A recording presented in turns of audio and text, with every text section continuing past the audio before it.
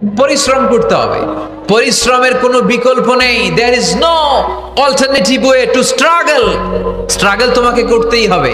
কেউ তোমাকে তোমার জন্য স্পেস তৈরি করে দিবে না। এই পৃথিবীতে কেউ কাউকে জায়গা দেয় না, এই পৃথিবীতে এসে জায়গা করে নিতে হয়। চিৎকার দিয়ে বলো ঠিক কিনা?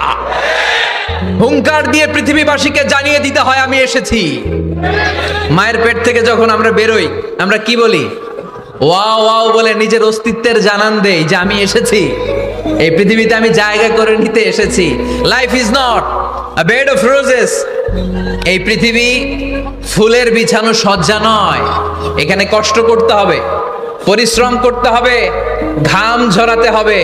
পরিশ্রমের ঘামে যে লোনা পানি থাকে, ওই লোনা পানিতে জন্ম নেয় সফলতার বীজ। এজন্য পরিশ্রম করতে হবে। সব নবীরা পরিশ্রমী ছিলেন, সব নবীরা কাজ করেছেন।